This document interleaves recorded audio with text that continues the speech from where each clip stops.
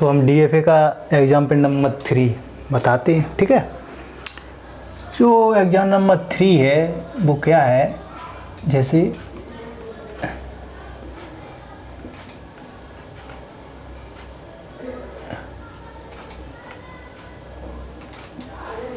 Set of all string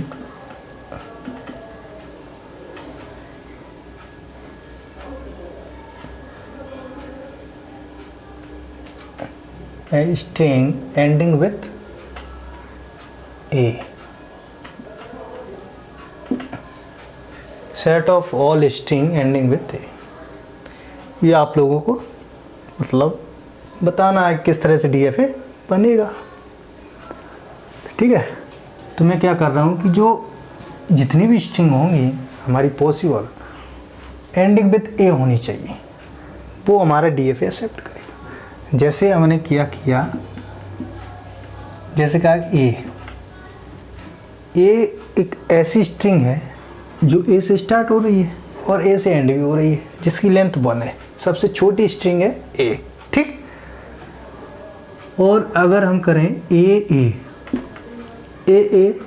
string है जिसकी length 2 है, और ये जो स्ट्रिंग है start and ending with same symbol, यानी कि अगर यहाँ से देखें एंडिंग विथ ए होना चाहिए कौन सी भी स्ट्रिंग हो, तो आप देखेंगे यहाँ ए जो इसका जो लास्ट सिंबल है यानी कि लास्ट अल्फ़ाबेट है वो ए है या नहीं, इसका मतलब क्या है, ये स्ट्रिंग है वो एंड विथ यानी कि ए पर ख़त्म हो रही है लास्ट, देखो ए, ठीक है। अगर हम ये करें बी ए और जो इसके इनपुट अल्फ़ाबेट है वो ए कॉमा बी ही मान रहे हैं, ठीक है। ए कॉमा बी पर ही हम इसको ले रहे हैं, अल्फ़ाबेट को ए कॉमा बी ले रहे हैं, ठीक है। इस बी ए स्ट्रिंग है जिसकी लेंथ 2 है और स्टार्ट विद बी से हो रही है और एंड विद ए से हो रही है। इसका जो लास्ट अल्फ़ाबेट है वो क्या है, ए है, तो इसका मतलब क्या है, ये भी हमारी स्ट्रिंग पॉसिबल है। अगर हम ये करें बी ए तो ये हमारी स्ट्रिंग है, इसका जो लास्ट अल्फ़ाबेट है वो ए है या नहीं, ए है, इसका मतलब क्या है, ये भी स्ट्रिंग एंडिंग विद ए से हो रही है। अगर हम ये करें ए बी ए, इसका जो लास्ट है स्ट्रिंग जो ए बी ए है, इसका जो लास्ट अल्फ़ाबेट है वो क्या है, ए है, इसका मतलब ये भी पॉसिबल है। और अगर हम ये करें बी बी ए और dot dot dot dot going to infinite, तो बी बी ए की अगर बात करें तो बी बी ए इसका जो लास्ट अल्फ़ाबेट है वो ए है और जो ये स्ट्रिंग है वो बी से स्टार्ट हो रही है, ठीक है। तो ये भी पॉसिबल है क्योंकि लास्ट जो जितनी भी स्ट्रिंग मैंने सब लिखी हुई हैं उसका जो लास्ट अगर अल्फ़ाबेट आप देखेंगे तो ए है, इसका मतलब क्या है कि जो ऑल द पॉसिबल स्ट्रिंग जो लिखी हुई हैं वो एंडिंग विथ ए हो रही हैं, बस। अब क्या करेंगे, इसमें सबसे छोटा यानी कि टेक स्मॉल स्ट्रिंग। अब सबसे छोटी स्ट्रिंग को किस तरह से करेंगे, अगर जो भी स्ट्रिंग पॉसिबल स्ट्रिंग आपने लिखी हुई है, अगर जिसमें सबसे छोटी लेंथ हो स्ट्रिंग की वो सबसे छोटी होगी। जैसे स्ट्रिंग ए लिखा हुआ है, ये स्ट्रिंग लिखी हुई है, इसकी जो लेंथ है वो 1 है, ए यानी कि 2 अल्फ़ाबेट, इसकी लेंथ कितनी है, इसकी लेंथ 2 है। इस बी ए इसकी भी 2 है क्योंकि बी ए 2 अल्फ़ाबेट है, बी बी ए यानी कि 3 हो गए, ठीक है। तो यहाँ 3 हो गई इसकी लेंथ, इसकी भी 3 हो गई और इसकी सबसे जो छोटा स्ट्रिंग है वो हमारा ए है, बिकॉज ऑफ इसकी लेंथ जो है वो सबसे कम है यानी कि मिनिमम लेंथ है। तो हम क्या करेंगे, टेक स्मॉल लेंथ मतलब small string which is a, मैंने ए को लिया।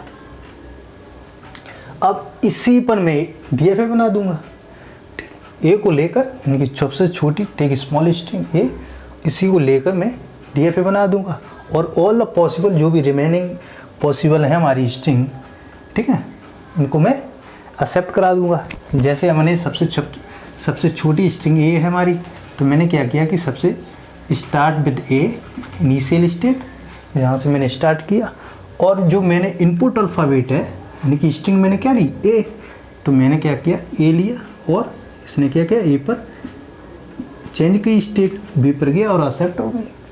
ठीक, ये फाइनल स्टेट है ना। ए ऑन इनपुट अल्फ़ाबेट ए, जैसे स्ट्रिंग ए देंगे तो बिकम स्टेट चेंज कर देगा और बी को बी एक्सेप्ट हो जाएगा, बी का जो फाइनल स्टेट ए है ना ए, इसलिए क्या हुआ कि ए यहाँ पर एक्सेप्ट हो गई। अगर ए होता तो ए ये फाइनल नहीं होता है, इसके बाद ए यानी कि सी पर जाके फाइनल होता है ना। तो सिंपली ए स्ट्रिंग के लिए जिसकी लेंथ 1 हो, सिंपली 2 स्टेट चाहिए हमें। ठीक, स्टार्टिंग एंड फाइनल एक्सेप्ट कर लिया इसको। ठीक, अब ये क्या स्ट्रिंग है, ये एक्सेप्ट ए को एक्सेप्ट किया, ये जो ये DFA है ये ए को एक्सेप्ट कर रहा। अब क्या है, DFA तब तक ट्रू नहीं माना जाता है जब तक ऑल द स्ट्रिंग जो पॉसिबल है अगर सबको एक्सेप्ट ना करे। ठीक, अब यहाँ कह रहा है कि एंडिंग विद ए होना चाहिए। इसका मतलब ये है कि अगर मैं ए को लेता हूँ तो इस स्ट्रिंग में देखेंगे कि ए एंडिंग है।